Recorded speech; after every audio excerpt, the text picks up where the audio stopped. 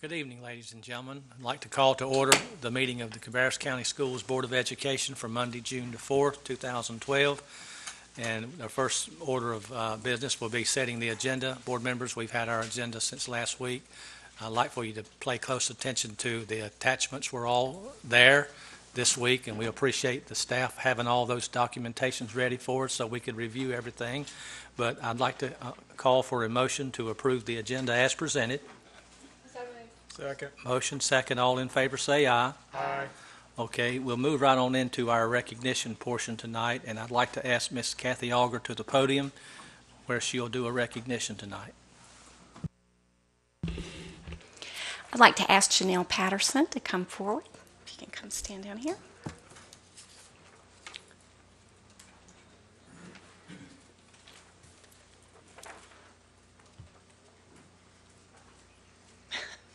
Okay.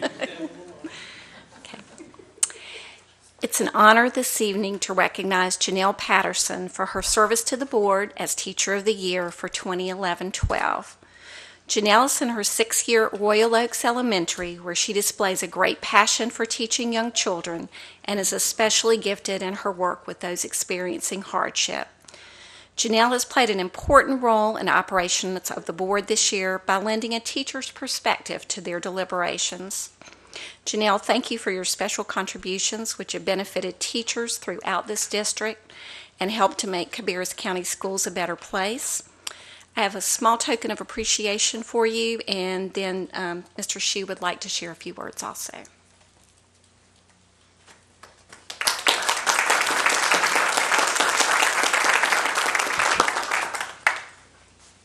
Janelle, I too wanted to express my appreciation for you sitting with us this last year. It's been my privilege to have worked along with you. Also on the budget committee as well. You know, you took an active role in that. And just, wanted to let you know that we appreciate everything that you've done. Hope you'll keep in the limelight and stay busy and keep them straight up at Royal Oaks. And don't forget where we're at down here on Monday night, so you can come see us anytime. So now I'd like for you, if you will, come around because the board wants to personally congratulate you. Thank you.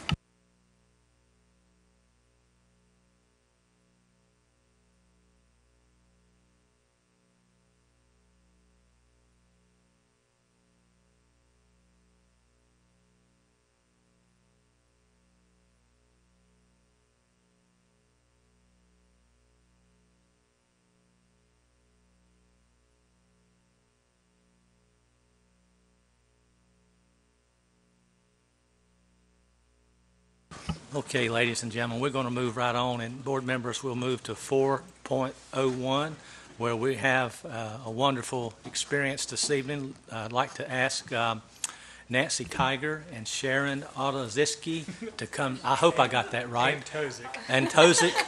Well, I'm sort of like from the old school, you say it like it looks. Yeah, exactly. Well, we're glad to have you with us tonight. Thank you. I'm Sharon Antozik. This is Nancy Kiger. I think you all know her. We are both physical therapists here in the county, and these are our dogs. This is Nikki and Caroline. Both dogs are part of a program called Paws for People, which is an organization that provides service dogs to individuals with disabilities. We were the lucky recipients of these sweet babies. But both dogs were trained in the prison system with the inmates, and we're set to be service dogs. Nikki, unfortunately, didn't pass all the service dog tests, so she is just an educational assistance and a rehabilitation assistance dog, and Caroline is a full-service dog with full public access. But what we want to share with you tonight is what Nancy and I and our very creative coworkers have created for the kids with special needs in our county.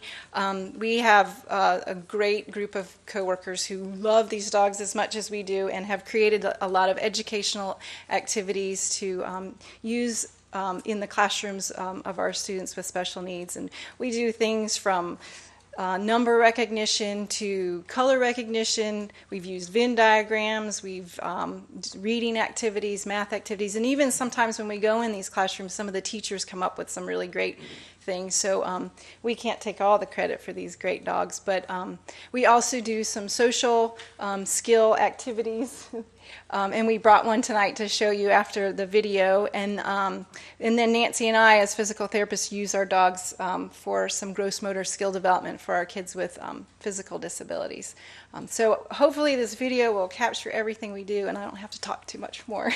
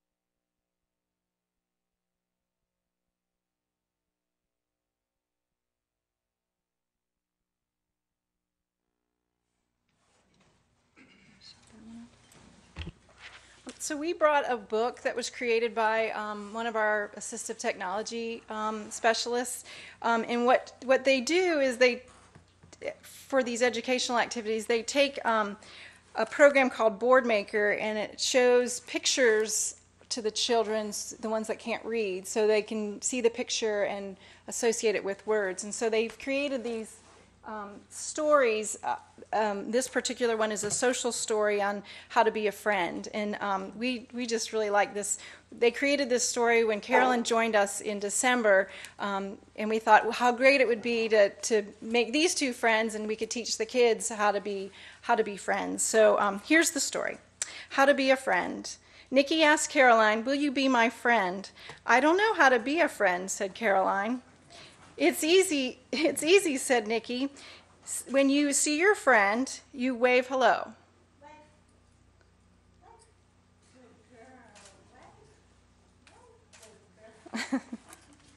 "When your friend is sad, you sit with them. When your friend plays music, you dance with them.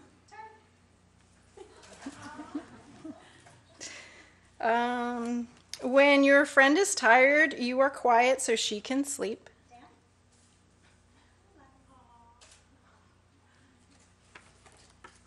When your friend asks you to move, you back up.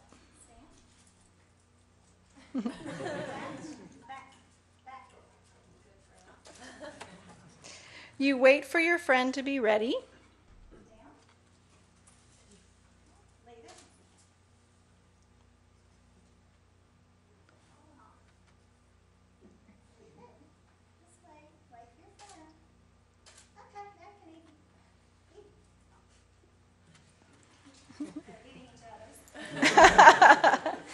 That is how to be a friend.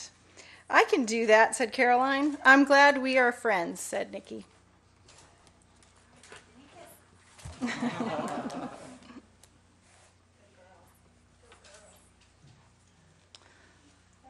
Thank you.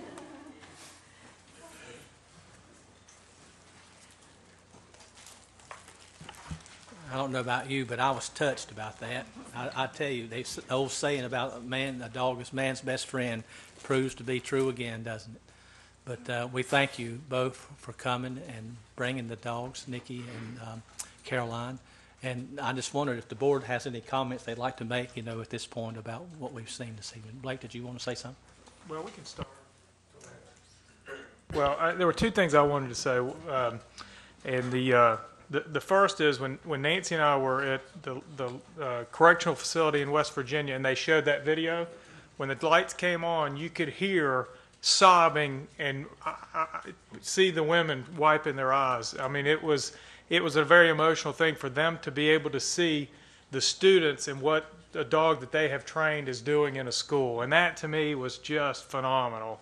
And the other thing I would like to publicly thank Paws for People and that foundation, because both of these dogs were provided to Cabarrus County Schools at no cost to Cabarrus County Schools. So it's just a wonderful organization, and I'm thrilled to death that half of that duo lives with me, and I get to help take care of Caroline. So, but it's just been really neat, and I'm very thankful that Paws for People provided the dogs. Thank you, Blake. Any other board members have any comments? Okay, Nancy, did y'all have anything else you wanted to say? I think that's all. Thank you so much. for letting Thank you us so know. much. That's a wonderful program. Just another way, that we try to reach children. Yes. My question is, how long does it take to train one of the animals? I know you said one was certified and one wasn't. How long does it take to certify them? Both dogs spent probably the first 18 months at least in the prison. Both went in as puppies.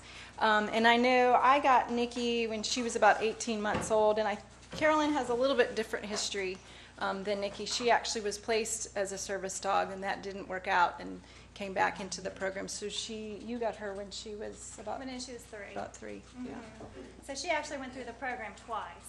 Once to be trained for a veteran, and then once for an educational placement. Yeah. Well, thank you, ladies. That is wonderful. Thank you so much.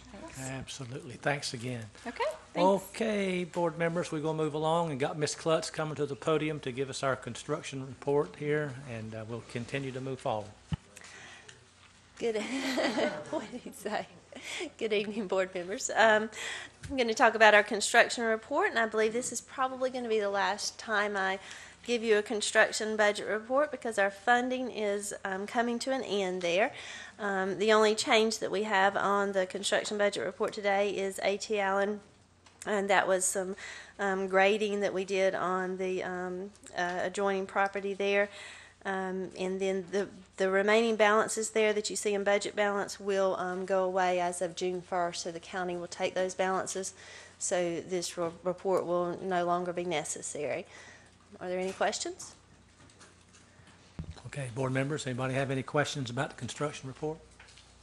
Okay, Ms. Kluttz, thank you so much Thank for you. your report, and we'll move on to 4.03. Mr. Yes? Chair, I'm sorry, I did have one You- question. For some of the schools, and really not, these were all new schools, but for some of the schools, in order to get the sales tax reimbursement, we had to give the county the property and whatnot. Is there any shifting back of the property now? You have to do that after the debt's Debt paid service is all for. So paid. we monitor that Okay. on a year-to-year basis. So as those come ready for us, we can shift those, but not in current. Yeah, okay, thanks. Okay, now we'll have Ms. Donna Smith to the podium. Thank you, Donna. Thank you. I'm pleased tonight to bring our first, can we call it our first annual review? How's that?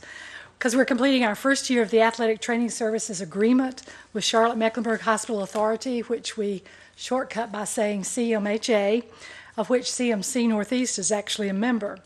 And this agreement provides actually for them to employ athletic trainers for us to provide athletic training services at the high school level. We've been excited about this for a year. We feel like we've come a long way.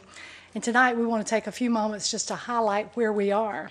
Because this year we've been able to serve Northwest Cabarrus High School, Concord High School, Cox Mill High School, J.M. Robinson, and Hickory Ridge all received a hospital employee athletic trainer. So 5 of our 7 high schools received an employee, which this simply means they're employed by the hospital and yet they fulfill all the athletic training duties at our schools. The nice thing about our first 5, if we could say, 3 of those are former Cabarrus County athletic trainers, so the transition was very, very smooth this year. And we'd like to kind of present to you a 2-part review. Gary Calamari's had a chance to talk with our principals at the school where we've had the service since it's been different, and just to hear their reactions. And after Gary, they're sitting back there very quietly. We have Scott Behringer and Dr. Kevin Burroughs from a hospital perspective to share with us what they have seen go on. So we'd like to share that with you now. Good evening. All the feedback that I got back from the principals was a win-win situation. The trainers from the hospital bringing new and innovative ideas to their schools. They brought tons of energy because they're working basically for the hospital, and their hours were flexed a little bit so that they'll put in a full 8-hour day. Excuse me. We feel that there's been better student care.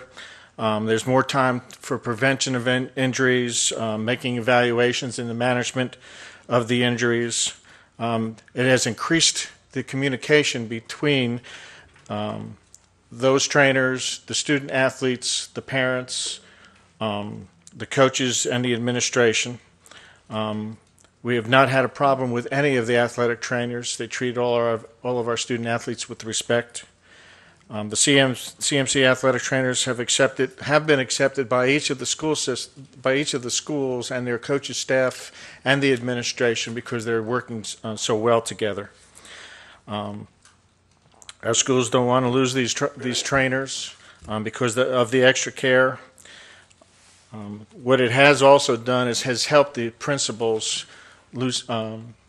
get an additional position because that trainer's been absorbed by the hospital, and those principals are able to use that position now as a teaching position still, but they're also able to fill in the position if they need a coach in that.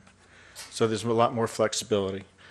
I believe that the Cabarrus County Schools working relationship with CMC has brought us to the forefront in providing medical care, top-notch medical care to the student athletes. I'm very proud of this working relationship between our Cabarrus County school system and the CMC. Does anybody have any questions? There were no negative comments from any of the principals. Board members, do you have any questions about this annual review? Yeah, Mr. Furr, you go ahead and start on that if you have comments, questions. Let's let that. Yeah. Excuse me, can we also have, before we actually have questions, the hospital present their point of view? Would that be okay? Oh, absolutely, absolutely. Okay. Let me invite Dr. Burrows and Scott Behringer to come forward, because they're the ones who've generated the numbers that you have before you tonight and just the service plan. Good evening. Nice to see you guys again a year later. Hopefully, as we've heard, from an overall perspective, it sounds like it's been a win-win for us. Certainly, I think that it's a great working relationship, and I won't reiterate to you. You can read just as well. The highlighted areas are just kind of some of the key features, but to outline a little bit more the Heart of a Champion, one of the things now, we're up to about 80 students have been screened. There are 2 more dates still to be done, one on the 16th and one on the 30th. And at the last bullet point there with the Health and Fitness Institute donating a variety of things, probably about 20 pieces of equipment actually ended up going out to Northwest High School. So it's a win in the situation of being able to provide high quality care. I still think that our system here, which Scott started long before I got here, is really a model in the state. And I think if you go around and you look at the other people, other areas and other school systems in the state, a little bit envious. As a matter of fact, even within the CHS system, they have come to us to help implement a lot of the programs that are being done now in Charlotte, in Gastonia, in Cleveland County, in particular with the concussion management. What we have already been able to achieve here in this county and this community with having baseline testing on all the athletes and then being able to follow up on them, have very good, solid follow-up. And also working, Scott and I have both have met with the athletic directors and we've worked with the school nurses to try to implement programs and understanding really of what is a concussion and what does that mean to a returning athlete. We're trying to expand that role not only to the athletes, but also now we're going to be working on the next phase of this program, which is where somebody gets hit during PE, because concussions don't happen just to athletes, or if they fall at home and do anything. How does that person, then get returned to sport participation in the sense of physical education and physical activity? So we're going to be working on several of those things, but the implementation of the Carolina Trauma Network of their concussion program has basically been coming up and saying, all right, what are y'all doing? Let's steal that and go do it somewhere else. So I think that that's another way that we've shown over the course of the year.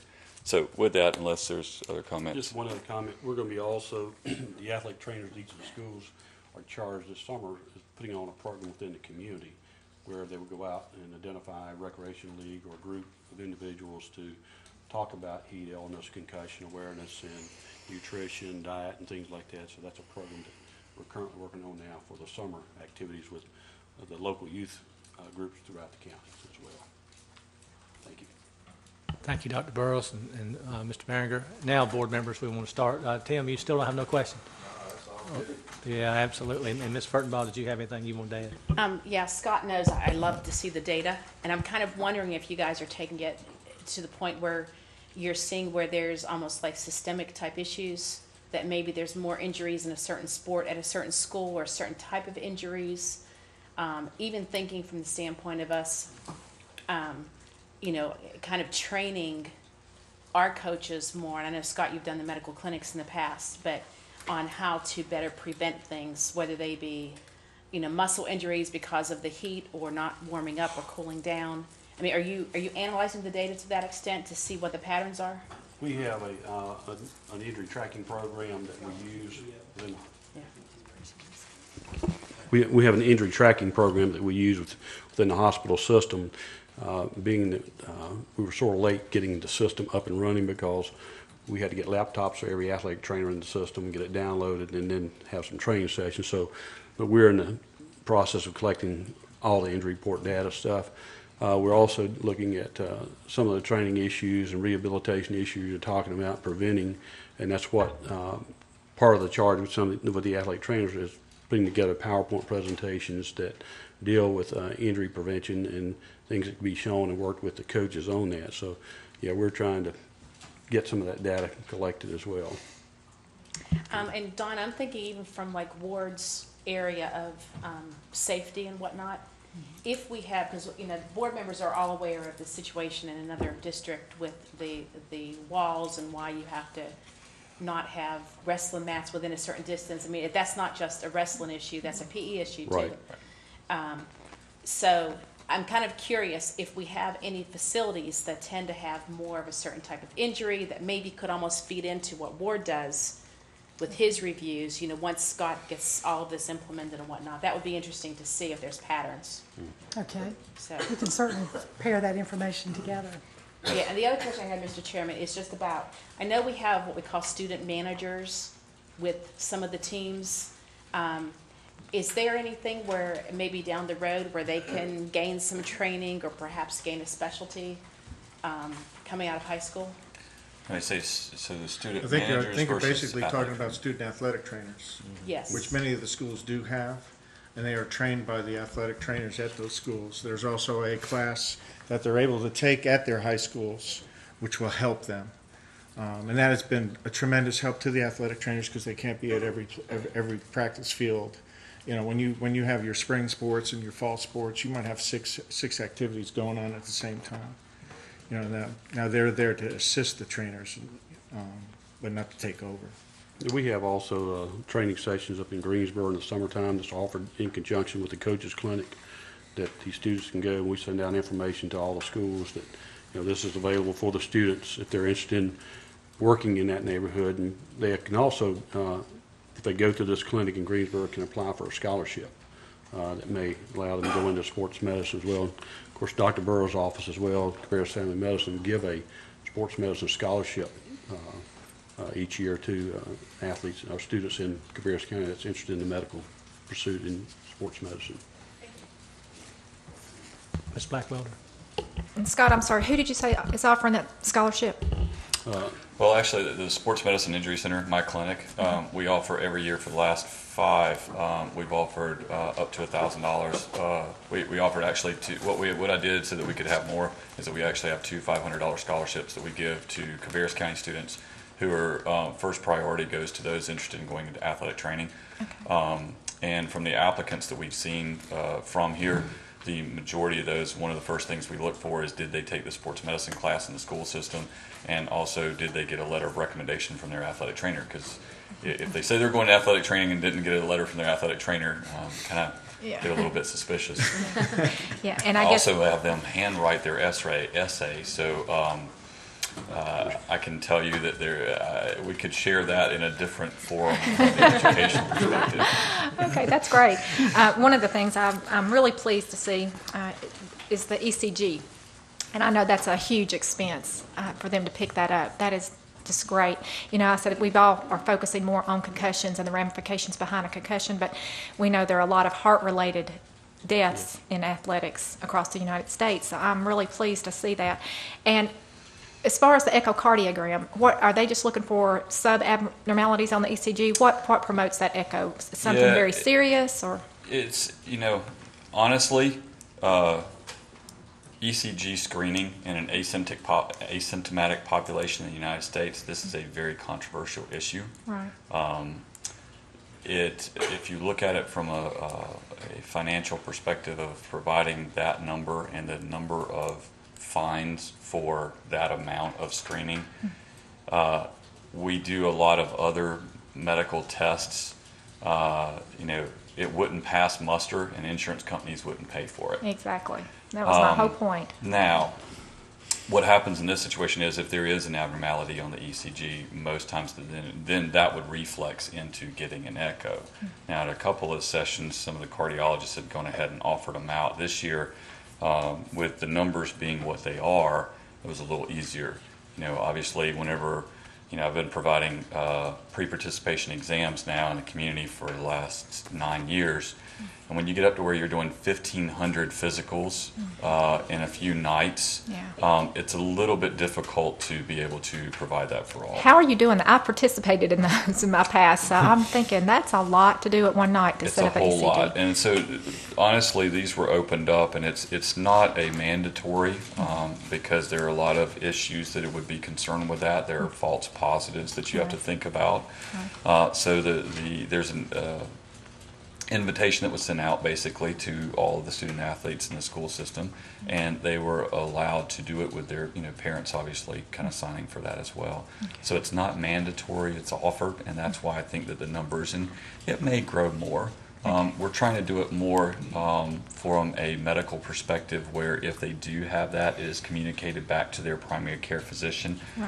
You as being entwined with the pre-participation exam, we went away from mass screenings about 3 years ago to try to create truly what is the medical home, getting you in with your primary physician so that you are getting that. One of the biggest challenges, if I did a physical one night, maybe on your son or daughter, and I heard a murmur, and you said, well, they've already been checked by the cardiologist. Well, I certainly couldn't clear them based off of that.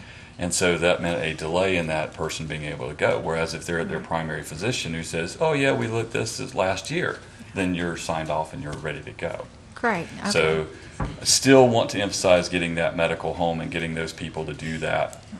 This is a additional layer beyond that, where then that information is conveyed back to their primary care provider. That is great. That is awesome. We also, at the last screening that we did, depends on the cardiologist you have that they're doing the screenings, the ECGs, they wanted to do limited echoes on every student because of the numbers. So they offered, everyone got a limited echo as well in the last screening we did.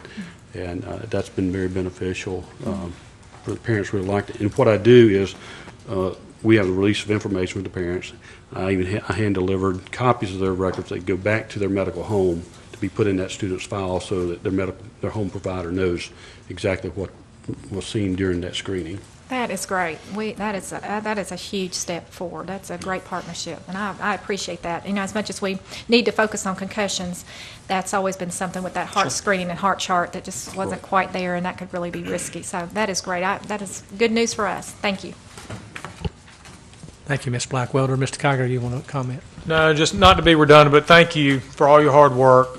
It seems to me that a level of professionalism exists that I think really lends a lot of credibility to what we're doing. And it's not that we didn't have it before, but when we take the partnership and it's kind of ticked up, fivefold or so, and I think that's outstanding. And I'm really happy to hear that we have a class that students that are interested in the field, or it may not even be athletic training, it may be that they want to go on and be a physician, but that's a good starting point. And to offer that, because I talk a lot about having opportunities for our students to find what they're passionate about so that they can go on and be successful. So that's a win-win, and I'm glad to hear we're doing that. But thank you very much for all your hard work. Thank you. Thank you, Mr. Kiger. Ms. Carpenter? Yes, again, I would like to thank you for the job done. One of the things, and number-wise, I'm a number person too, and I would like to see, has there been any comparison how we are against other systems? I mean, I see the numbers that we've got, and to me, I'm one's too many. But, I see these numbers, and I look at what our student population is, and then I look at these numbers and say, whoa. And so I don't know in comparison if we've got duplicates, maybe one student's maybe clumsy and they may be this same student 3 or 4 times. Do we have duplicates? This student may be playing 2 or 3 sports and maybe gets hurt 2 or 3 times, or is it individuals? What are we looking at with numbers? And also, how are we comparing maybe with other systems? Are these numbers about in the same line? Have we did any kind of comparison? Well, a lot of times the numbers in other systems don't exist because they don't go to the level that we go here in Cabarrus County. They don't have the injury tracking program. CMCs in Union County, in some schools in Union County, they're also in Lincoln County, filling those positions in Lincoln County as well. Fort Mill and Nations Ford in South Carolina, in Charlotte-Mecklenburg, but Charlotte does not have a complete, they have about 12 out of the 19 schools right now have people in there. So they're in the process of collecting data as well. But a lot of the other system around us don't do the injury tracking program that we use. It's just paper tracking, and a lot of times they don't put down the numbers. I can generate a report from, they send, all the athletic trainers email me a file every week of injuries and treatments that they did. And so I can take that and I can generate a report on Kevin Burrows to show you from the beginning of the school year. If I was Kluttz. But you're not, right? He was actually a pretty good player in school. But to generate a report and show you all the treatments and the injuries that and you are going to get it where we have it kind of per school, so you can kind of look at it to see if you have a problem within the certain school. Right. What I do is I take all those numbers and I generate this total mass number here. That I do a monthly report for the hospital showing what the treatments are, the referrals, and the people that are seen. But it is sent to me individually by the schools. And we're trying to work on getting where the school athletic trainer can do some more input into that. Right now, our hospital employee is doing all the input of all the injuries, and you can see up to this date over 18,000 treatments. That's just as of May 1st, so we're over 20,000 treatments that we've done so far in the system with the athletes this year. Okay, because I look at it, we got 29,000 students, and I look at that and go, ooh, Well, but your student population is about a little over 2,000. I would look at, so treatments, if you think about that person who was injured and had a sprained ankle, I would look at it almost a little different way, as to say those are treatments that they were able to get at the school without having to leave to go somewhere else. So that's local medical care. In a sense, it's their mini medical home. So one sprained ankle might incur 10 treatments, because it would take them, 10 days or 14 days to get back to the level that they need to be able to play. So that one person, one injury could be 14 treatments. Oh, okay. So think about it a little bit differently, rather than each one of them is a separate event. Okay. I follow where you come. Yeah. So that's saying treatments. That's right. How many? Correct. That's not one person then. Right. Interaction for an injury. Okay. All right. I follow you now. That's not just one. Okay. Gotcha.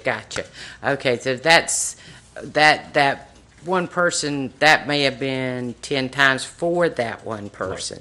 Right. Okay. Gotcha. That puts a different light on it then. Now, if they were clumsy, like you said, they could be getting 10 treatments on this and 10 treatments on this. So.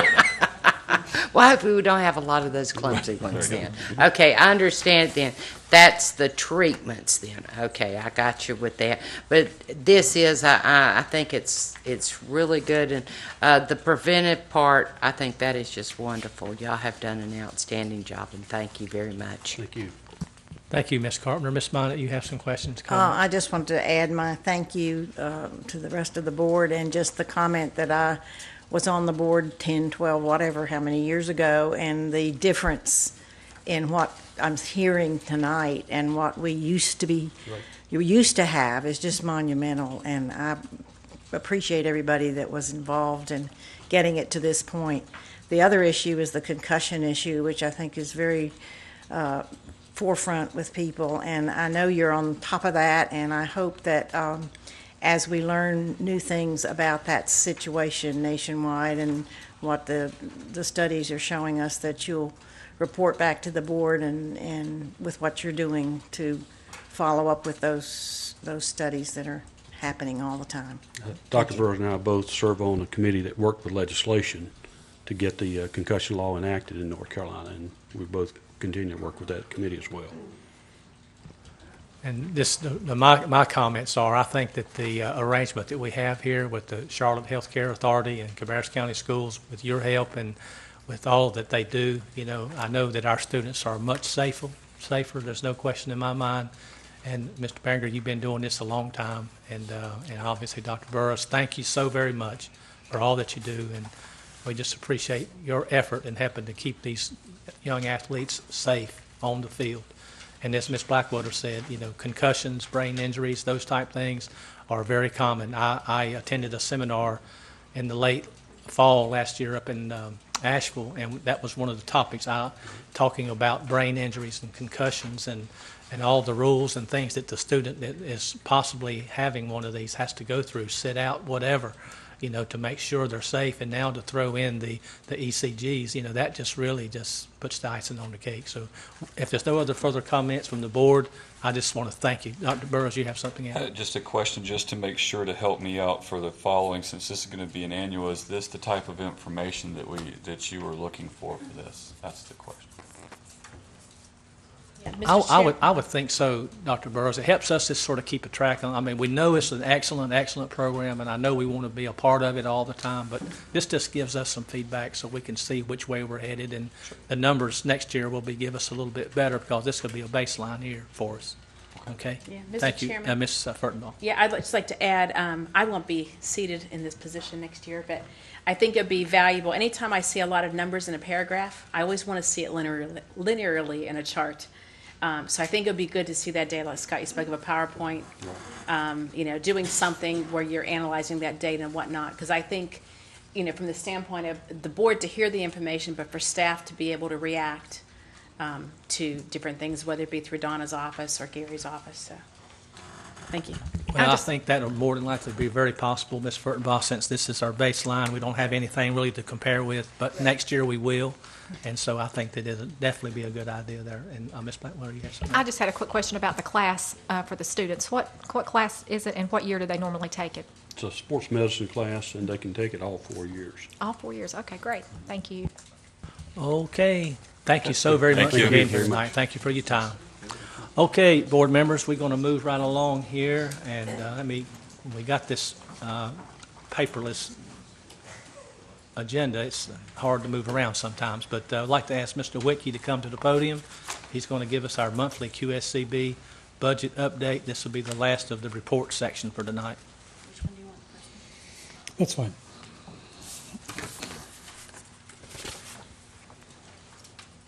Whose mouse is good? That's fine. Thank you. Mr. Witke, you can cut one of those mics off if you'd like. That might have to get bigger. I'll let you control it. Okay. Stop playing with it. Thank you very much. With Dr. Probst's help, we have the budget spreadsheet before you. And I was just doing some mathematics as I was getting ready to speak this evening. And when you look at this document, there's really of the projects that we are now working on, one of the things that's reflected in this current budget sheet is that we have moved funds from a variety of projects to the Northwest Cabarrus Gymnasium project. So those funds are now in place. We're having a meeting, I believe it is tomorrow morning, to really kick the design process into high gear and go forward with that project. So I'm happy and thankful that the board did approve this, and so we've made the financial commitments, if you will, on paper now to get all the funds in the right location, and that project will go ahead. I did want to remind the board, we've, as part of our jargon, have used the term canceled, and I just want to reinforce, and I reinforced this with the county board this afternoon rather, that canceled to us was simply setting it aside. We didn't mean that it was canceled forever. And I just want to reinforce with the board, with you all, that when we look at canceled projects, we will, as we talked about the other day, we have funds that are falling out of these projects as we bid them, funds that are not needed. Once we do finalize construction, there are monies set aside that are in effect unassigned, and those are the dollars that at probably around the first of the year, and I'll get more to this point in a moment. Around the first of the year, we'll have a very good idea of what all the dollars are that are going to be needed for the current set of projects that we're working on, and so after that point, we can talk a little bit more in depth about which of the quote, canceled or projects that were put on hold can then be addressed. Clearly, it is my office's responsibility, and I believe it's the board's wish, that we spend every QSCB dollar on projects for Cabarrus schools, and that is our intention. So with that, I would ask if the board has any questions. Ms. Carpenter? Yeah, and I don't know if you can answer this or not. How did we determine how much we paid these architects? Because I'm looking at this, and you highlighted this, and some of them you paid certain amounts, and some of them you paid, because I was looking at what the balance is remaining on some of these things, and they're just strange amounts that we have left due on them. And how did we determine how much we paid them? It's based on a variety of factors. One was the type of project that it was. Two would have been the complexity of it. If it's a remodeling project, and many of these were, you literally add a couple of percentage points in fees to address that. The other part that we had a real humbling experience in terms of negotiating is that we don't have any documents to give anyone. I shouldn't say any, but we have a very limited amount of historical data to give anybody to use. And I won't go into the reasons for that, except to say that over time, a lot of the drawings and library, if you will, of details and information have been lost or destroyed. And as a result, a lot of the work that the architects and engineers had to do was create what exists so that they could begin their work. So in those cases, our fees, I would say our fees are very competitive with what is paid in the industry. I don't mean to say that, but I do think we had to pay for services that had we, today everything is electronic. We capture all that information. It's wonderful.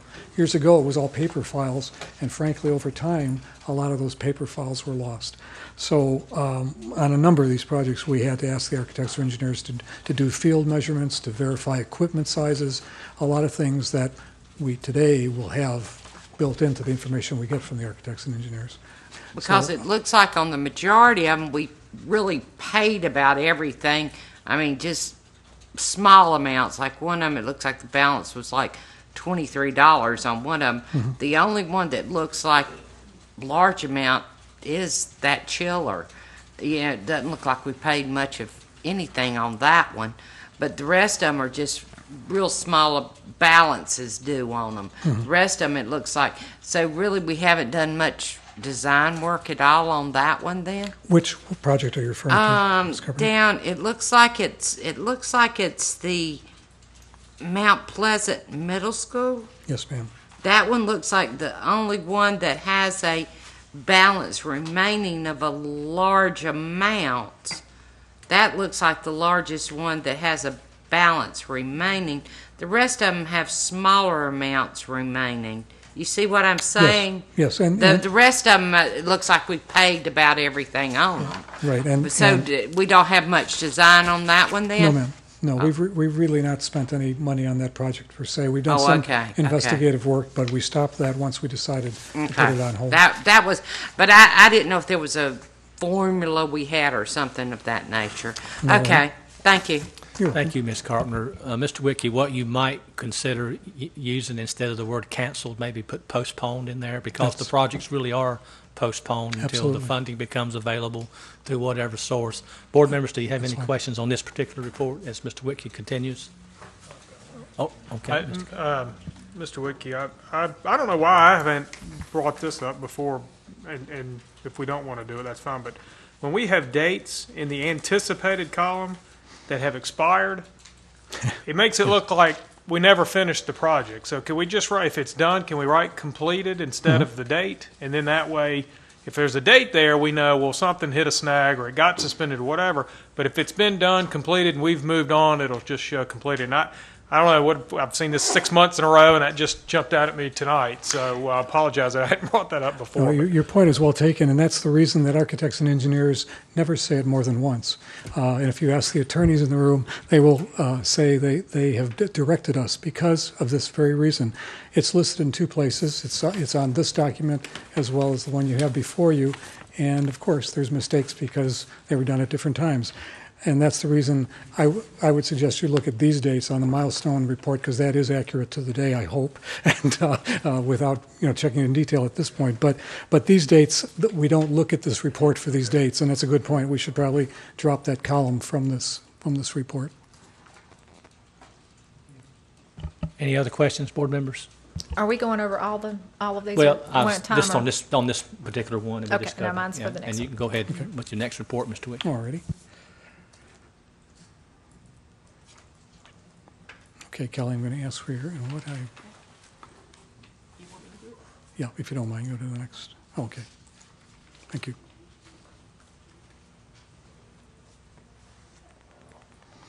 This is the milestone report coming up, and there we are. Thank you.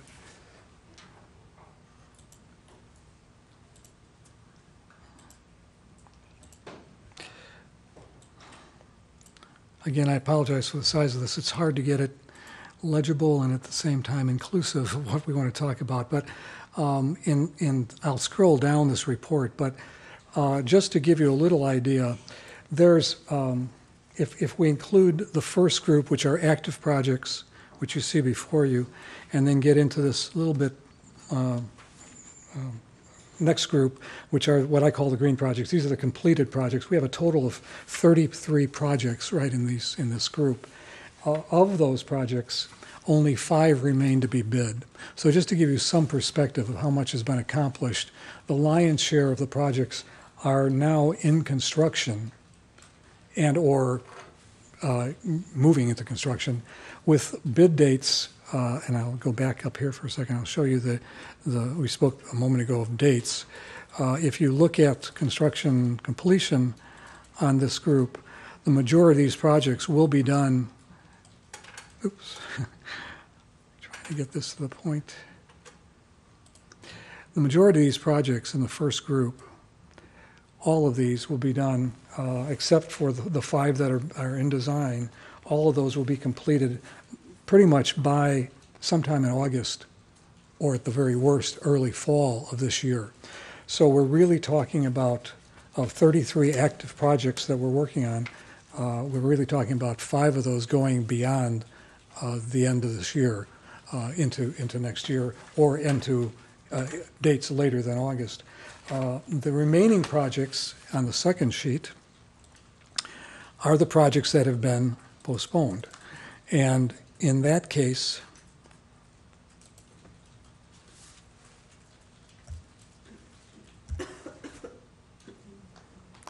I'm just trying to pick this up a little bit in size.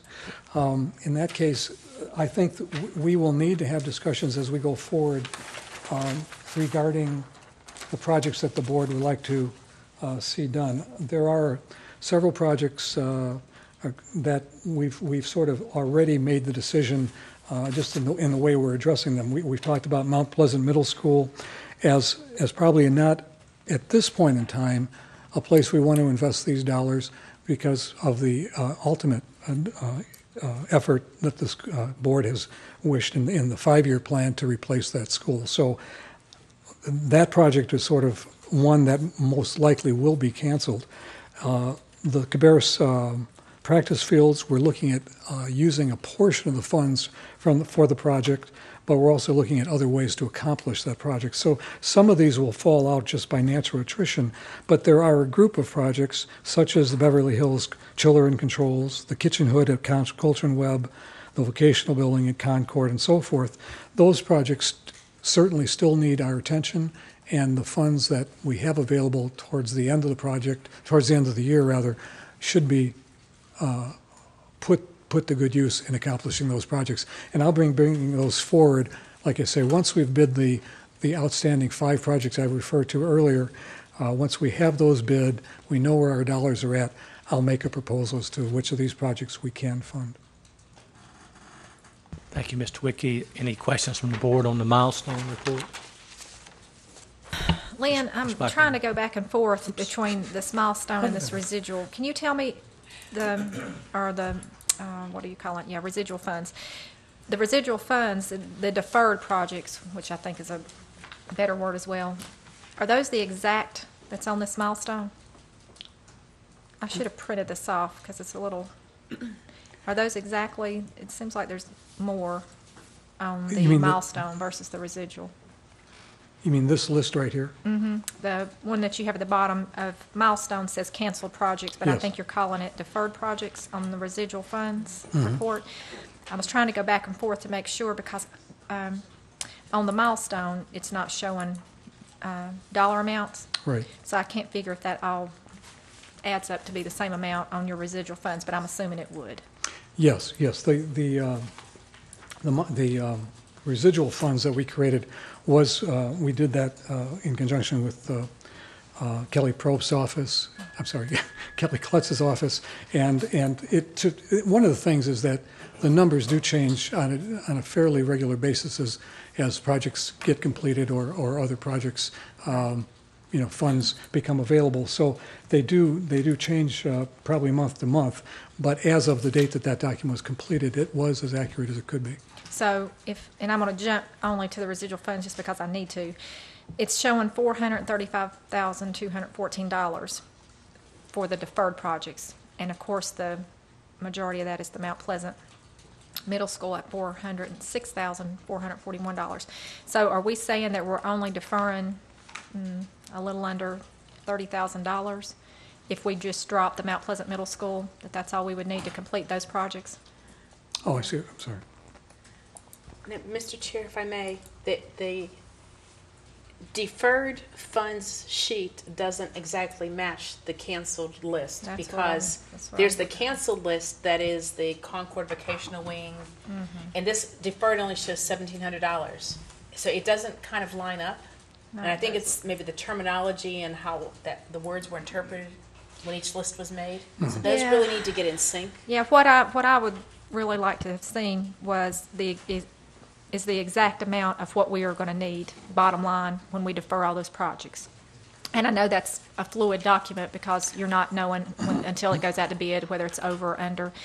But it's a little bit confusing to me, and I didn't realize that because I was thinking when I looked at all of these together that they reflected the same information, but they don't. The project's monies that are shown on the residual are the monies that are currently in the accounts for those projects. That is not what it costs, except for the Mount Pleasant chiller and controls. The rest of them do not reflect the amount of money that it's required to do those projects. We didn't intend that to be the case of this report. We're just saying the monies that were in those projects have been used for other purposes, and what you're looking at is the residual funds currently in those budget amounts, currently in the budgets for those projects. We would have to go back to the original budget for each of those projects and put funds back into these accounts in order to pay for them. I'm not trying to make this difficult, but just give me an idea. And I know we've got a construction committee meeting on Thursday. We might be able to work this out a little bit during that time. But what does let's pick Northwest Cabarrus, the practice fields that we pulled. Why are we carrying a $20,000 mark there? What is that money? What does that reflect? That $20,068? I've never seen these dollar figures before. I guess that's why I'm curious where did they come from? That one's To my knowledge, they are the funds that currently remain in the budgets. That line item for that particular project ma'am. itself? Yes, Okay. ma'am. I guess that's a little confusing to me to back it up into the milestone. Does that make sense? Don't look at the milestone for dollars. You have to look at the budget sheets, Right. this particular spreadsheet. But what I want to point out, and that's a good project to talk about, the project was estimated, I think, at about $600,000, and I don't have that number right. Let's see. I can't find it in the. Yes, $600,000 total. We've spent a lot, the majority of the design fees have been spent out of the project. The remaining monies have been taken and used on the gymnasium project or whatever amount was required out of that project. So the funds remaining in that particular project at this time is $20,068. And if we want to go back and do that project, let's say using QSCB, we'd have to fund the $580,000 it would take to do that project. We'd have to find those dollars.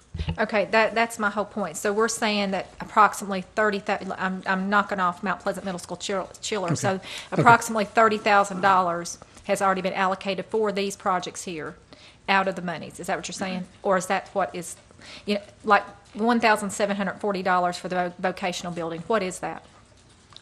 Again, that's the monies that are left in the account at this time. Just what's left that's not been, okay. That's correct. Okay. Because one of the things that you may recall, we all talked about wanting to have these projects designed. So we've told the architects to go through and complete the design work on the projects. And that's what they've in fact done. So that's why you see some unusual Okay, numbers. so you're saying the money we spent and what's left is what that number is? Yes, ma'am. Okay, that makes more sense to me now. I was trying to make that work for the design fees, but I was thinking No. if we designed it, there shouldn't be anything left there for it, but I get it now. Yeah, and Ms. Blackwelder, if you look on the first page of this report here, the QSCB fund project status there, and you look at that job, the Concord High vocational building, and you see where the adjusted budget was 16.5, and then you see where the amount encumbered was 14,254, and then you move on across and you see the balance remaining is 1740, which is over on the residual report, and they're all like that. All these that's on the residual report are When on we here. were going to do these construction reports, when we were first doing them, I didn't realize we were going to carry it forward like that with the residual. You remember we talked about doing it in a different type of format, so that kind of threw me off. But Okay. I've got it backed in now. Okay.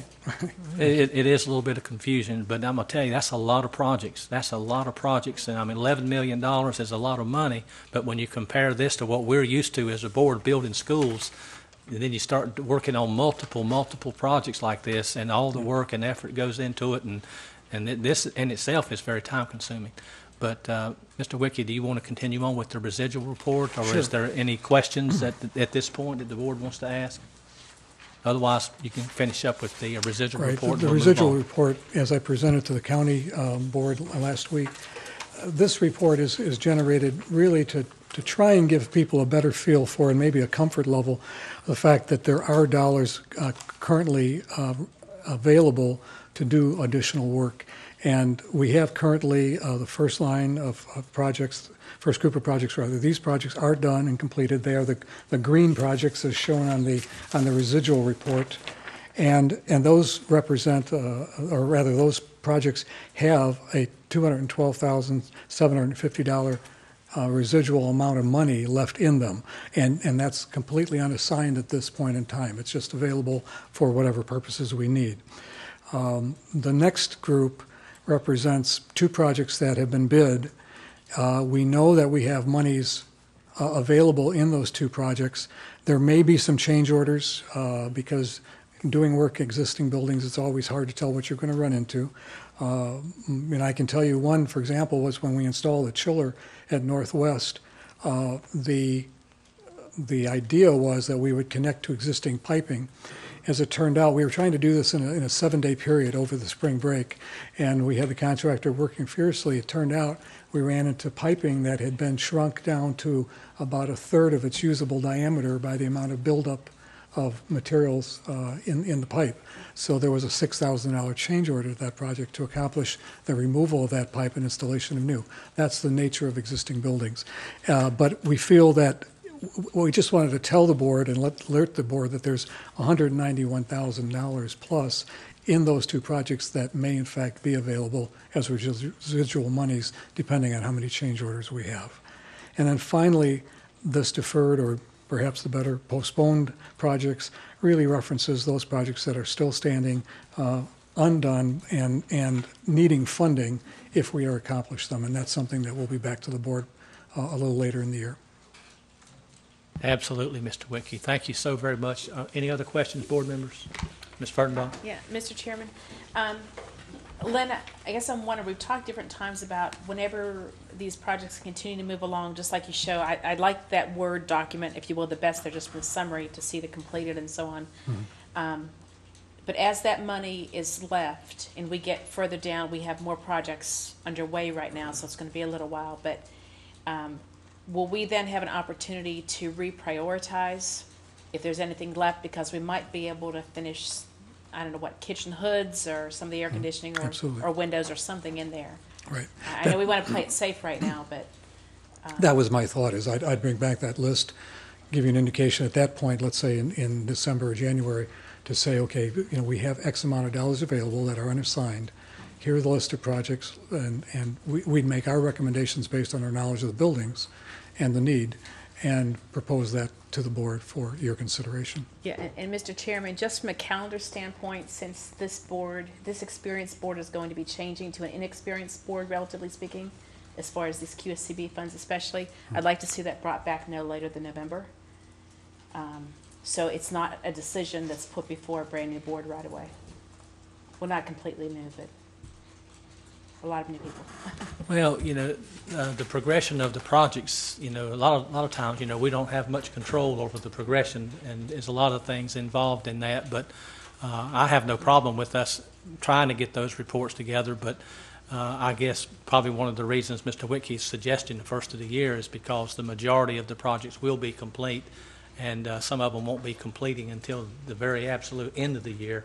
And working, as he said, with older buildings, you never know what's going to come up. And but I don't see that being unreasonable at all. But the priority list, because we've talked about that before already. No, that would be fine. Using these funds and reprioritizing and seeing what we can do with the projects that's been postponed or deferred, whatever, and try to get absolute ever job that we can done, completed, because we have a specified amount of time to get it done. And so we want to make sure we fall well within that time limit so we won't lose these funds, because it's been a real benefit to Cabarrus County Schools to have received this money. Too bad we didn't get the round 2 of the QSCB. That would have helped us a whole lot more. Yes. Not to be greedy. The other counties that didn't get anything needed some too. But I'm glad that we got what we did get here. And I appreciate all your hard work in your department for everything. Mr. Chairman? Yes. Could, Mr. Witke, can you remind me, there's a drop-dead date that all of this money has to be completed and spent by. What is that date? It's April 2014. April 2014. Yes. Okay, thank you. So my thought is that if we can, really have our marching orders in later this year, we have plenty of time to bid and complete the work, because really, except for maybe the chiller and the controls at Beverly Hills, that's a project that, again, has to be done in the summer. So we'd have to design, bid, and do the work next summer, but that's completely doable. And so I think that within the realm of possibilities, I would say, to answer Ms. Fertenbaugh's question, I was looking at the bid dates on most of these outstanding projects, and save one, all of the major projects will be bid by sometime in late September. So we should have a pretty good understanding by October or November at the latest, what we need to do and where we stand. So I'll be happy to bring that back. I think you're right, Mr. Witke. Thank you so very much. Thank you, sir. For your report tonight. And board members, if you have no other comments or questions, we're going to move on to Section 5. Mr. Chairman, I do have one quick question, and it's really just because of our meeting for Thursday. I would like to ask our attorney to figure out what, we've had a lot of back and forth with moving the monies and having to go before the Board of Commissioners and, figure out what we can do or how we can do it. If you could figure out what are the legalities of this. We've got into some situations here where there's a lot of question about how we're moving these monies and if we should or could. And I would like to have a legal answer for that. We have a meeting on Thursday, and I think that would be good timing. Thank you. Thank you, Mr. Weir. Thank you, Ms. Blackwelder. So, Mr. Enriquez, you got your marching orders there on that for us, and we appreciate that. Okay, thank you, Mr. Witke. Thank you, sir. All right, now we're going to move on, board members, to Section 5, where we'll be looking at these next 8 items on the agenda, and they'll be talked about and discussed and considered for our consent agenda on the 18th. And our first report is from Ms. Kluttz, and so I'm ready when you are, Ms. Kluttz. Thank you. We're going to move through the budget amendments, and I'll start with the state. And what we're doing here in June is we're maximizing our resources. We're essentially moving, reclassing a lot of these items, and so I'll call your attention to the ones that I think that you're most concerned about, and then you call my attention to the ones that you are concerned about, okay? So what we're doing is increasing our state fund by $186,000, and I'll pull your attention down to about 3/4 of the page, and we are increasing our developmental day and allocation and special state reserves approximately a little over $50,000. Basically, we ask for that money and they give it to us for special student needs. I'll also call your attention down to the bottom of that document where we ask for second semester early college funds of $85,000. We received that, and we also received an equipment contingency and transportation for $21,000. And that was a special request. So that is state. We increased that fund $186,000, and I'll take any questions on state. Those others were just reclasses. The next one is local, and it is just a simple reclass. And I'll take questions on local. Federal, there were reclasses, and there were just a couple of little, you get a planning allotment at the beginning of the year, and that's usually very close, and then we make some minor adjustments for any increases or decreases. We had just 2 minor increases, and that increased our federal allotment by $5,738. I'll take any questions on federal. We're moving on to capital.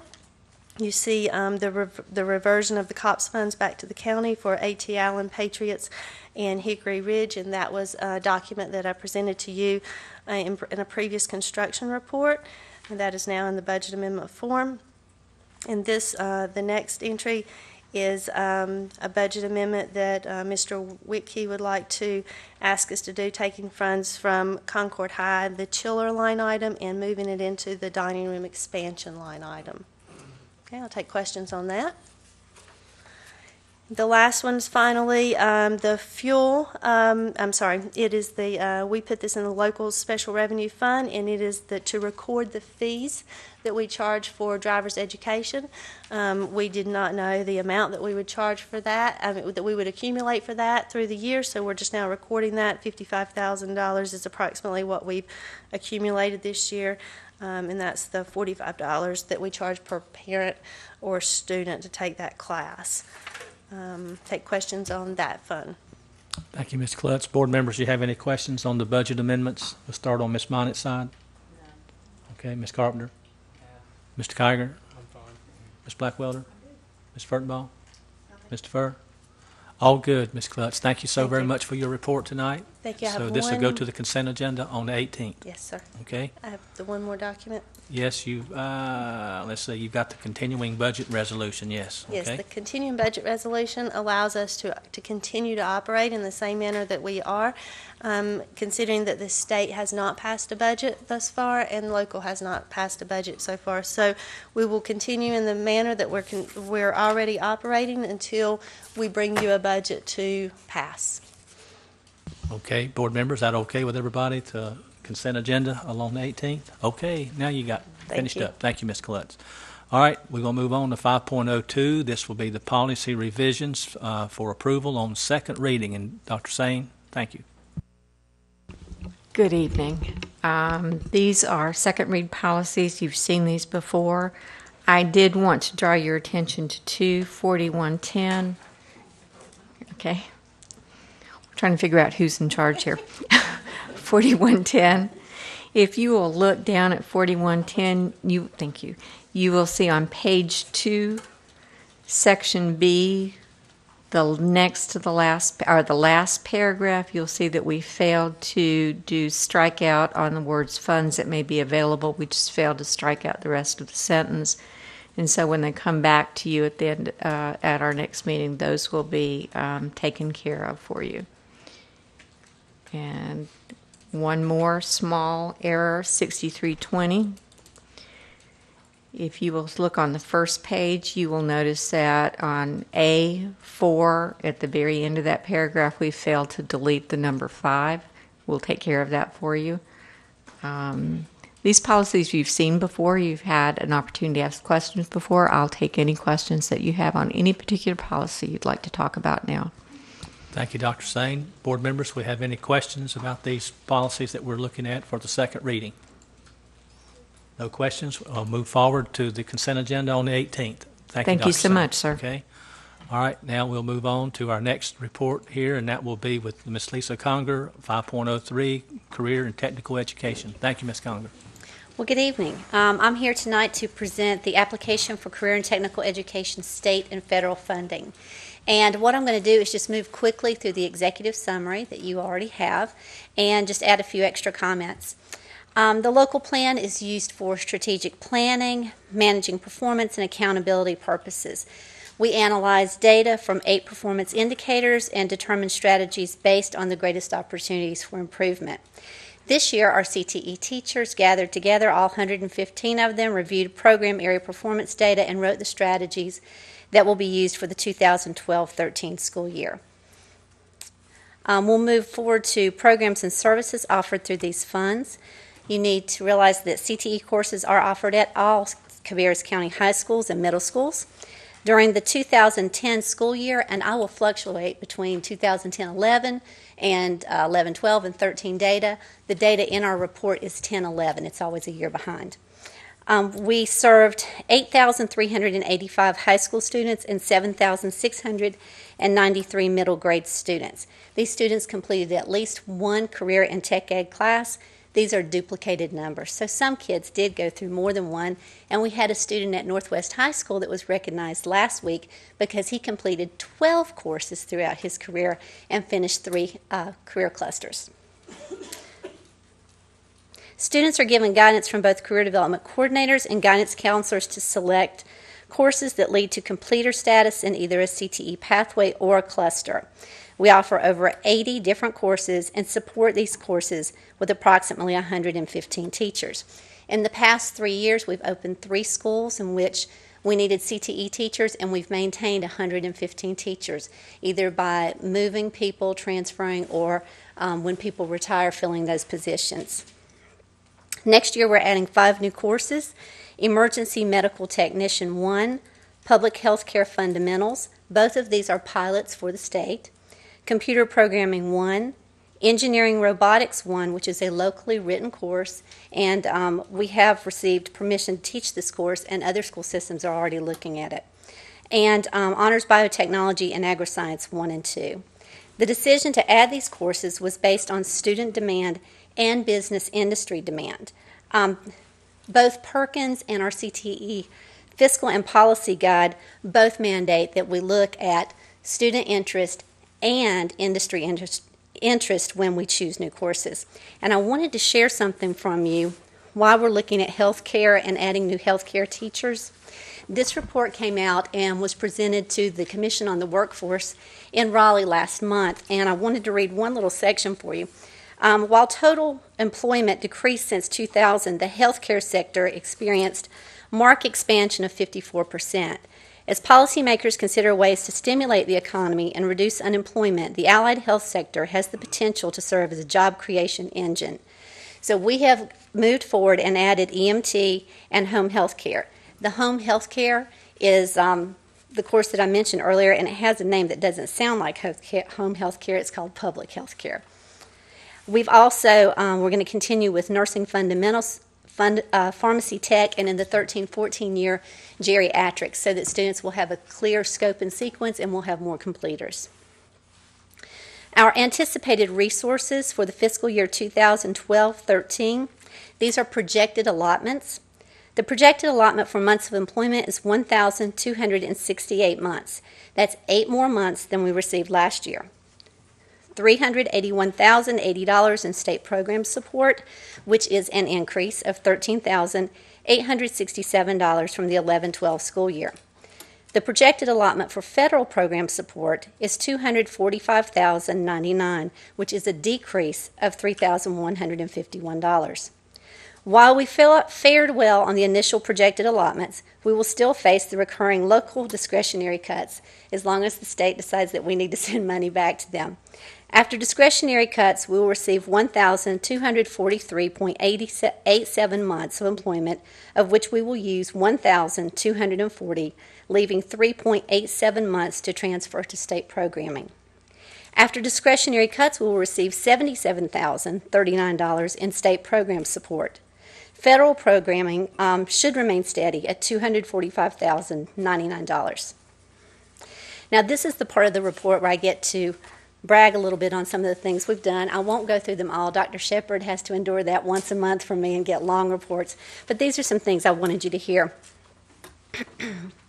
During the 2011-12 school year, we accomplished our goal of revamping all technology labs in the middle schools. All labs have been equipped to teach robotics, and teachers have either been trained or will receive training at the CTE Summer Conference in July. We were also able to complete the needed equipment for the tech lab at J.M. Robinson High School. Our locally written class, Robotics Engineering, was approved for the 12-13 school year, and we've already had visitors from Lincoln County schools to see both the middle school programs and the tech programs, and I received a letter from them last week saying that they were approved to teach what we had written, so we're proud of that. We're expanding the high school program to Central Cabarrus High School to complement the STEM program. During the 2011-12 school year, we had visitors to our firefighter program, and I know you've heard us mention that program a lot, but I wanted to share where all people are coming from the state. Stanley County, Harnett County, Wake County, Warren County, Iredell-Statesville, Caldwell, Gaston, Wayne County, and Rockingham City came on the same day, and on that same day, Joanne Honeycutt, our state CTE director, Dr. Daniel Smith, section chief for student credentialing, and David Barber, DPI trade and industry consultant, they dropped by at the same time, so we had a huge crowd. And then Montgomery came not only once, but twice because they liked it so much. We want to add to that public safety, so we've been approved to pilot an emergency medical technician class at Concord High. We are currently submitting an application to become an EMS educational institution and have received full support from the Cabarrus EMS. We've been approved to pilot public health care fundamentals at Northwest Cabarrus High School, and we've added 2 honors courses at Cox Mill High School, and hope to add those agriculture courses at the other high schools after 1 year. Our auto tech labs, we're changing the way they do things. We've purchased netbooks for them. They'll move away from textbooks and use today's classroom, which is an online curriculum, in addition to their hands-on work. We demonstrated the curriculum at our auto advisory meeting last week, and employers from Modern Nissan, Cadillac of South Charlotte, Napa, and Advanced Auto Parts and Tom Johnson Camping were there, and they played with it as well and thought that it was going to be a big change for our students to work from a computer instead of just from a textbook, and they saw lots of things that they thought that they would use if they were to hire those students. In keeping with our goal to build community relationships, we've partnered with Charlotte Motor Speedway, the State Employees Credit Union, and the University of North Carolina, Charlotte, to provide career-oriented field trips for Cabarrus County middle school students. Students attended the Speedway during Students at Work Week. The State Employees Credit Union provided speakers, and students visited UNCC as Student for a Day. Our masonry classes continue to partner with Habitat for Humanity to build home foundations.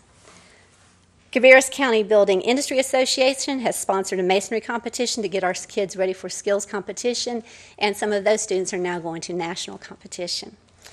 We're moving forward with summer camps so that we can recruit more kids into areas that we don't see non-traditional genders and non-traditional jobs. We'll have Camp Med and Construction Camp in July.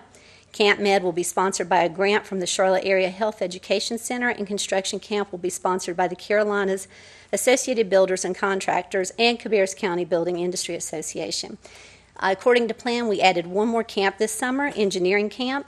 This camp sponsored in a part through a grant from Duke Power and the remainder from the money that was left from our Tech Prep grant. It's our goal to add 2 more camps in the 2013 summer, a STEM Academy for Girls and a Back to Basics Farm to Table camp through our agricultural programs. We were able to partner with the Carolinas Associated Builders and Contractors, Build Your Future, North Carolina Department of Transportation, Carolinas Association of General Contractors, and the North Carolina Home Builders Association to sponsor Construction Career Days for 2012. We had over 600 students from surrounding counties that came here for a day to visit, try out different occupations, meet different vendors, get on lots of big equipment. Dr. Shepard was able to go over and visit that as well. New initiatives for 2012-13 will include increasing our advisory board base and increasing the numbers of AP, local, and honors courses. In the past 2 weeks, we've met with representatives from Morrison Brothers Building Center, Wayne Brothers, Concord Engineering and Survey Land Development Services, Concord Fire and Life, and Capstone Civil Group to start to get an idea of how we want to grow and the areas we want to focus on. From those meetings, we determined that we wanted to identify skills gaps, increase the numbers of apprenticeships and internships, and create the base to build a soft skills professional learning community. We're finding over again and again from business and industry that our students are not leaving our schools with the skills they need to greet people, write notes, look people in the eye when they speak to them, and we want to change that. When kids graduate from Cabarrus County, we want to make sure that they know how to handle themselves properly. Last on the list, and I'm going to kind of move through the data, so Kelly, if you want to scroll down to that. I'm not going to go through each piece. I'm just going to give you a brief synopsis, and then we'll be finished. I've organized the data for our performance indicators by state, Southwest region, Cabarrus County, and our affinity groups. We have 8 performance indicators, and 4 of those indicators we were above the state, Southwest region, and our affinity group in the 2010-11 school year. Those would be performance indicator 1, English 1 at 63.8%, performance indicator 3, technical skill attainment, and those are our CTE EOCs at 86.3%. Performance indicator 5, student graduation rates. These are CTE concentrators, and we look at cohort data, students who begin at the same time and finish in 4 years. We're at 92.6%. And performance indicator 6, which is secondary placement, how many of our CTE concentrators leave school and go directly into a job, post-secondary training, or into employment, and that was 93.1%. We were above the state and Southwest region in the following indicators, and if you look at most of those, we were very close to the others in our affinity groups. Performance indicator 2, which is academic attainment, algebra 1, 65.8%. Performance indicator 4, secondary school completion, CTE completers who earned a diploma in that reporting year. It's not necessarily cohort data, and that's 95.6%. Performance indicator 7, non-traditional participation. This is the percentage of students who take a course that leads to non-traditional employment, and that child is of the non-traditional gender. We're at 35.5%. 50% would be your max on that. And then our last area is our greatest opportunity for improvement, and this seems to be the greatest opportunity for people across the state. And this is non-traditional completion, students who complete a program that leads to employment in non-traditional fields, and that child is of a non-traditional gender. We are at 24.7%. We know that we need to work on that. Our career development coordinators have worked on collecting data. The data has been reviewed by the state, and they'll be presenting at the state summer conference. And that's all I have for you tonight, so if you have any questions. Thank you, Ms. Conger. Board members, do we have any questions, starting on Mr. Furr's side? No questions. Ms. Fertenbaugh? Yes, thank you, Mr. Chair. Lisa, thank you for the data, and there's 2 indicators here that really stand out to me. Performance indicator 4 and 5. And it's because they have to do with the secondary school completion student graduation rates. When I see the numbers there, and I think what our overall county numbers are, CTE is doing much better as a pocket. So, when we think about classes are not filling up and we can't offer certain classes, it would seem to me, and where's Jason? I know I saw him over there before. It would seem to me that we would want to use this data and take advantage of how we manage class registrations and have students who are maybe at risk find a goal, find a pathway, and even if they don't complete the whole pathway, but instead of allowing students to take multiple years and multiple semesters of various PE classes, maybe put a cap on it. You can only take 4 PE classes in your high school career.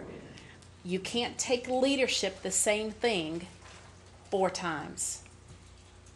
Direct kids to CTE classes. When you look at the overall success and we think about risk, maybe we're leaving, if you will, the money on the table here.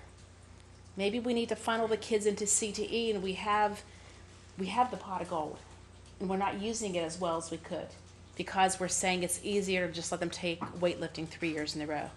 I don't think that's the answer. They're not going to be weightlifters for a career.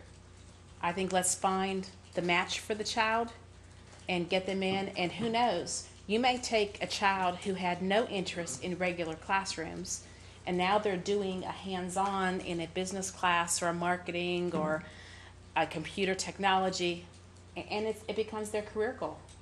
So, like I said, I think, and Jason, we don't need to go any further, I think, from the standpoint of when we look at our goals and we were in here doing strategic planning, and we said, are we going to be top 10? Are we going to have X% increase in achievement? It's right here on 4 and 5. So thank you, Lisa. Great job. Thank you. Thank you, Ms. Fertenbaugh. Ms. Blackwelder. It is a good job, and I appreciate that. You know, I was just kind of reflecting, since I'll be leaving the board this year, where we've come from with CTE back in 2004. And it's just great. My question is, we've enhanced the medical programs a lot, and that is great because we know that's where the workforce is going to. The CNA course has not been replaced or changed, has it? No, that CNA course is now called Nursing Fundamentals, but we also have an Allied Health 2 course, so that if a child doesn't want CNA, they can be a completer and finish there. But if you really want a CNA, then you take the Nursing Fundamentals.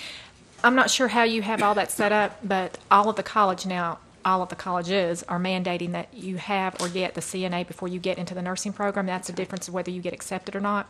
So I would definitely, I don't know if counselors or whomever signs them up, but if they make them aware that that is a must, not an option if they're going to go into the nursing field.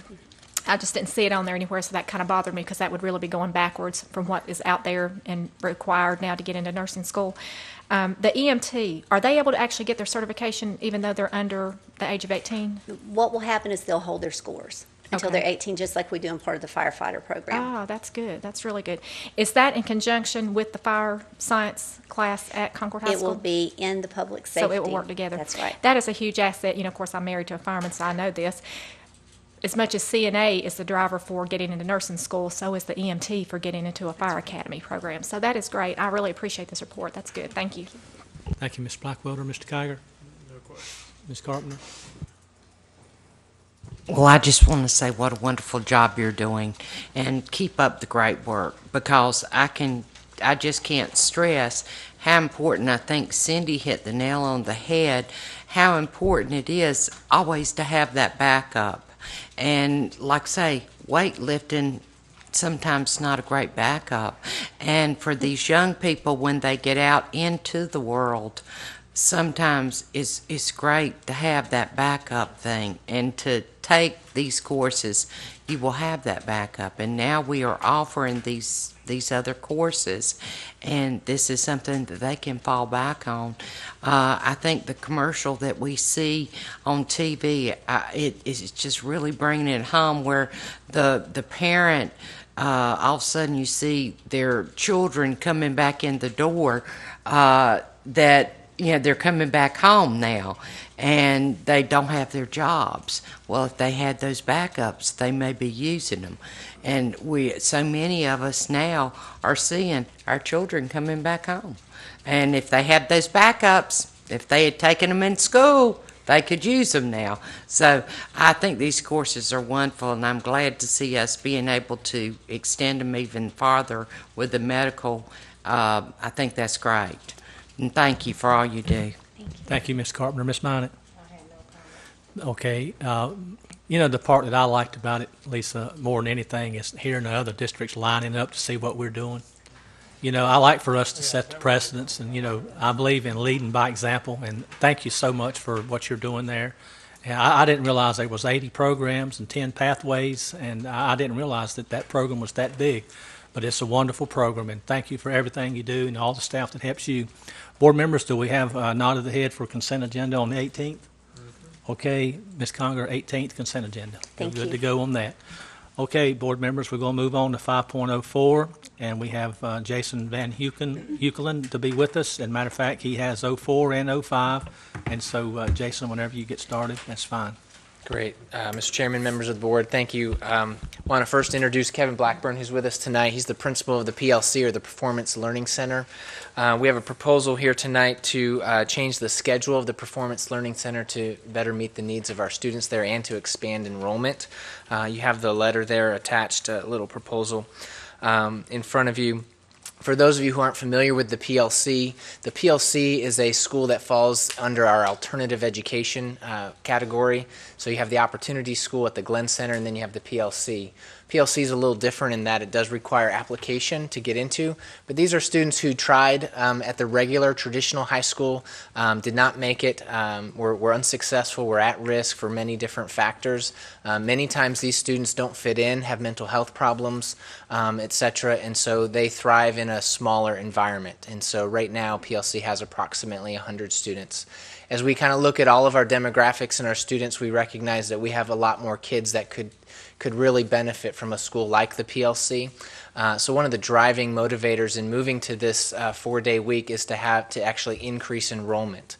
And so we're going to go through some of these reasons here and explain it a little bit to you.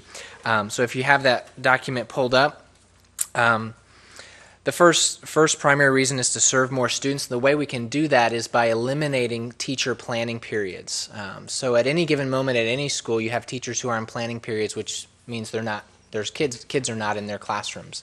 So if by going to this extended school day, moving all of the teacher planning to the end of the day, and having our teachers work with kids for the entire student portion of the day, we're able to essentially add an extra section of students for each of those teachers.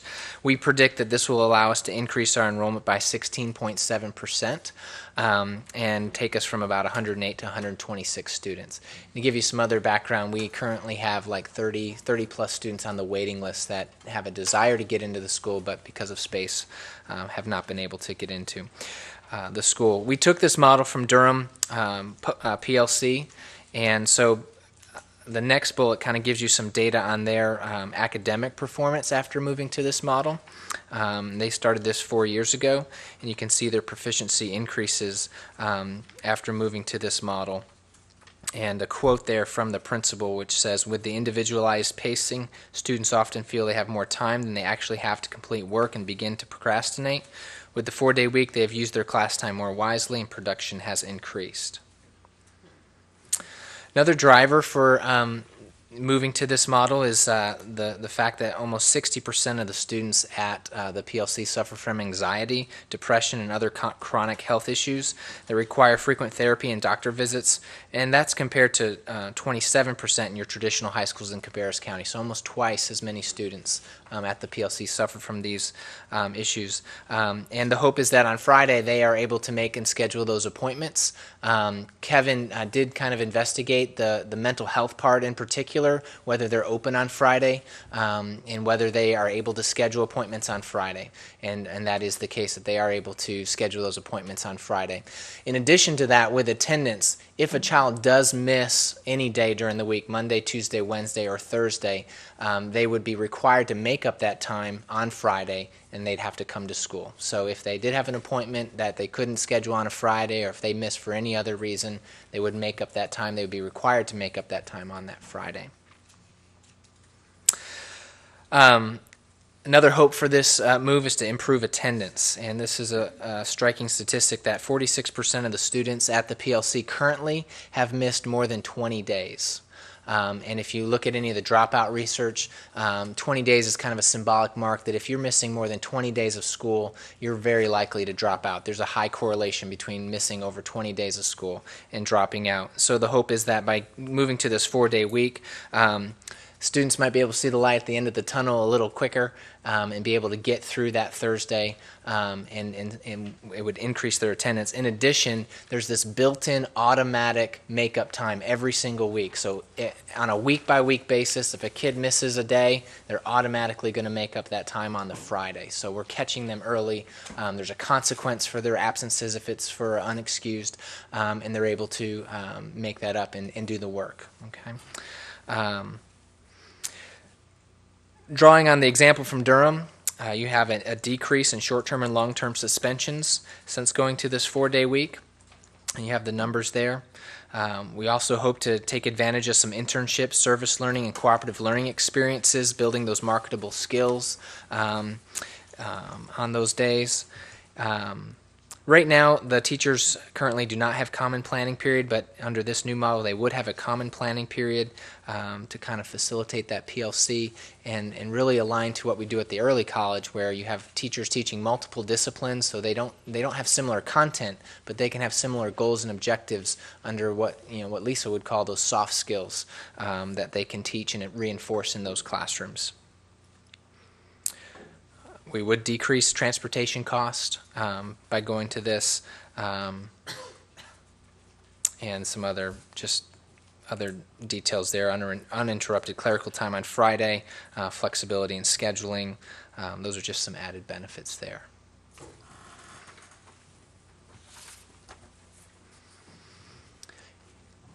Okay, board members, you've had this for about a week or so now. You've had time to look it over and think it over. And I'd like to hear your comments, questions, concerns. Start on Ms. Mynatt's side. I certainly think it's an example of basing your decision on something solid and concrete. I do think it's an important addition to our system to have this particular outlet for students who aren't doing well in the regular school and are in danger of dropping out. I do have a question. How do parents know that this is available to their students? Are these students recommended by the counselors, the classroom teacher? How does that flow so that the parents know that that's I'll answer that to get started, but I'm going to invite Kevin up here just so he can answer some more detailed questions. Under our current policy, students do have to attempt the traditional high school. So when they leave 8th grade, they have to at least spend one semester in the traditional high school. And if they are not successful in that first semester, then the counselors and the team at the high school that really analyzes the at-risk students will make a recommendation and say, hey, you should check this out, and then they can go through that application process. As far as wider publication, Kevin, you can maybe speak to that. The graduation coaches at each of the high schools are a great asset to us. That's the first line. The one thing also that we do is at the end of each semester and each year, I send out something to each of the high schools asking data managers to give me a list of students who lost credit at their schools due to attendance. And I find out if the graduation coaches haven't reached out to those, then I reach out to those to let them know that there is another option out here that you could look at. So that's another way our website, I think, is a very good one. Since its inception in about 14 months, we've had 117,000 hits for a website that has 100 students at the school. So if you actually Google PLC, Performance Learning Center, we're the first thing that pops up now. So those are things, and we did last week. I actually hosted an open house for prospective students, and we advertised at the other high schools, and we actually had 17 students that visited there. I think that was a good number for the first time we've ever done that. It's also word of mouth is a really good with our students that come to us and they're successful, and they know they have friends that are struggling back at the school, so they tell their friends about the PLC as well. Could you elaborate just a little bit on they're not successful? You said in the first semester, the first year. What do you mean by not successful? Many of our students come to us. What's the bar? Many of our students come to us as being behind in credit. By successful, they've lost credit. They've not passed their courses, either because of attendance. A lot of them is attendance issues, as far as the fact that there's a huge disconnect between them and the school. Whether it's a anxiety of a large building and they can't face the fear of being in those kinds of buildings. There's also just the academics of, we have students that the actual traditional classroom with teacher input for a lot of the class period, and then them working as well, has actually moved too slowly for them, and they get bored and then they don't do their work. A lot of our students have issues outside of school with family issues and things that prohibit them from doing homework because they're taking care of their own children. They're taking care of younger siblings so the parents can work. So homework doesn't get completed. And with us, our model is set up so that if you use your time wisely, you could possibly not have homework, because you can still work from home. But it's all and I tell the students that when they come, that their limit to the number of credits they can earn is just only limited by their motivation and their hard work. the harder they work, the more they're going to do. If they want to succeed, we're going to be there to help them succeed. And that's just something that we just guide them, kind of wrap our arms around them, love them. What I tell them, what they call nagging, I call love. But we're going to get them through it. And I'll just throw in, too, that several students are able to gain more credits than your traditional high school student, graduate on time or early from school because of the ability to work at their own pace. Yes. Yeah, thank you. Thank you, Ms. Mynatt. Ms. Carpenter. One question I have for you. Are there more, this is in North Carolina, are there PLCs throughout the country? Is this something, are they in other states? Yes, ma'am. They actually started in Georgia with the grant from the Bill Gates Foundation is in Georgia, and there's many in Georgia. Georgia has the states that I know that have them are Georgia, North Carolina, Virginia, and Pennsylvania are the states that I can honestly speak to that have PLCs. So they are all over the country. Yes. Then. There's 5 in North Carolina. And one of the things, and I think you addressed this in your letter, we don't have to worry about hours, right, because I know that last year, us sitting on the budget committee, that was one of the things that were brought up with our school system. Let's go to 4 days. Mm-hmm. And there was the concern of the hours, but this was addressed in your letter, yes, so we don't have to worry about the hours because of how this is addressed, that you can, 135 contact hours per course, right, will take care of that, correct? We have a waiver that says you don't even have to have that. We have the waiver that the mastery of the material is important. If we can show that students have mastered the material. Okay, so we will not have to worry about that. No, ma'am. Well, I think, y'all do a wonderful job. And every time I see one of your students walk across the stage, we know that is one that may not have made it. So I think you will have, 54 this year? 50-ish. 50-ish. And we still got a few days of exams. 50-ish. I think, but I know that we have seen it increase every year, and I think that is wonderful. Thank you. And you do a wonderful job. Thank you. Thank you, Ms. Carpenter. Mr. Kiger. Thank you, Mr. Chairman. You mentioned nagging. When my daughter says nagging, I say that's not nagging, it's parenting. So I understand what you're doing over there. It's loving. What's your current backlog's not the right word, demand? You get to increase by 18 with this, but is there, after the increase of 18, how many more do you still have that are inquiring about the program? We typically run a waiting list once the school year is started, around 25 to 30 on a waiting list.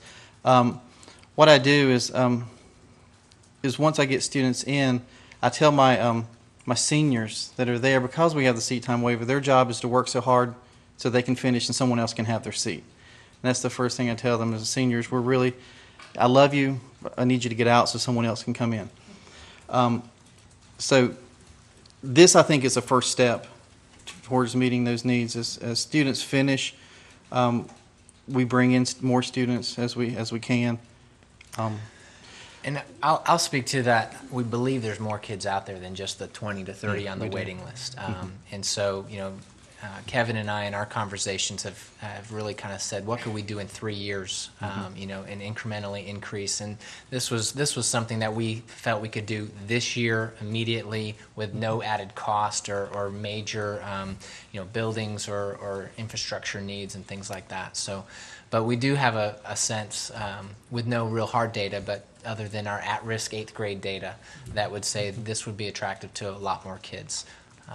Okay, that's good, because I think you're right. It's probably something that's even greater than you realize. And just wanted to tell Ms. Mynatt, one of the things they did was a Connect Ed call, and I don't know if everybody got them, but if you have kids in school, I assume that's why I got one. But they're doing a tremendous job of reaching out and trying to make sure people know about it. As far as the letter that we've got, what's in front of us, I'm fine with that. My first question was, well, wait a minute, if it's good for them, what about everybody else? Absolutely. But then you dig into it and you find the waivers and the seat time and all of that. So hopefully it will work out as well as you show. The one piece that I won't ask cold here, but sometime in the future, I would like to have some sort of, I don't know, comparison is not the right word, but I'd like to know if the differentiated diploma is having any impact on PLC and what's doing there. Way back when, that was kind of my concern. My gut feeling is that has not been one, but I guess we just never really formally heard that, and I guess I'd just like to hear that. Just the number, sometime, update on the numbers. Yeah, Yep. sometime in the near future. Okay. Thank you, Mr. Kiger. Ms. Blackwelder. Well, I just want to say kudos to you. I think this is great. You know, I was looking, I guess this is a night of reflection, but the first year, I can't remember what year we actually applied for this grant. I remember Dr. Sane being so excited about this. We really raised the bar for Cabarrus County Schools with this program, and it has reached out to a lot of students that would not have graduated. You know, a lot of students that have adverse family situations. You know, I don't think we really advertise the student that attends PLC very well, to be honest, but we see it. You know, we hear their stories at the graduations, and we know what serious situations a lot of kids are in.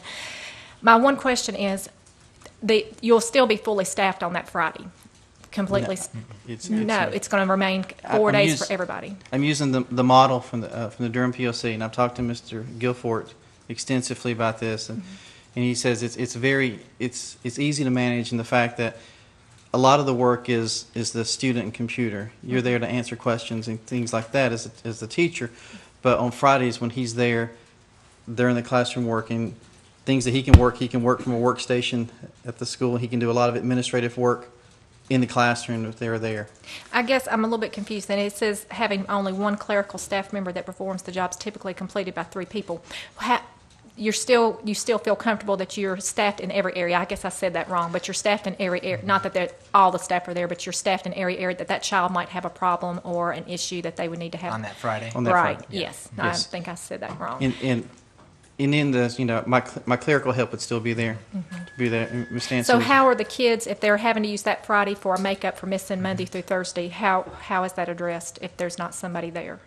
Give me an idea. Kevin will be there as the principal, and he will be supervising them. So Okay. he will be literally monitoring them as their teacher on that day. And so Okay. they're engaging with the curriculum through the Apex Learning platform, and Kevin and his office staff person will be monitoring the building. Yeah.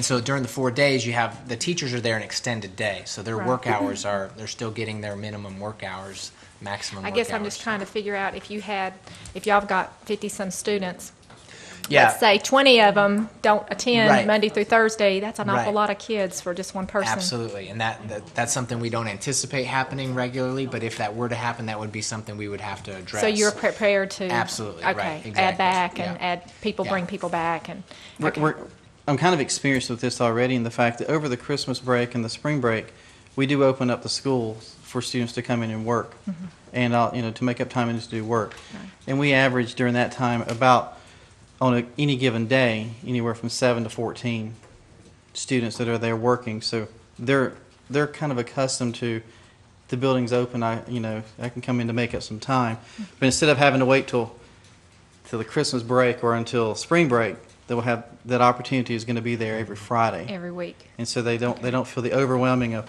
I've fallen behind because of an absence, and then the due dates comes up on something and they've fallen behind. It's immediately they can catch up on things. So you feel comfortable with your scheduling, and if it doesn't work, then we're going to go back to bringing people back and add it back. I just thought Yes, ma'am. for one For person. supervision, absolutely. Yes, Okay, absolutely. I was really talking Yeah. more to the academic side of it. Mm-hmm. The teaching, that's a lot of different courses, a lot of different kids taking a lot of different things. So I just wanted to make sure that I was thinking we had somebody there on Fridays that would be able to. But if it's just going to be you, that sounds a little. We can use the intense. LIU method. Look it up. Yeah. We'll look it up. Thank you, Kevin. Thank you, Ms. Blackwelder. Before we move forward, let's let the cameraman do his change over on his disc. You want to go ahead and do that? That way we can get Ms. Fertenbaugh and her all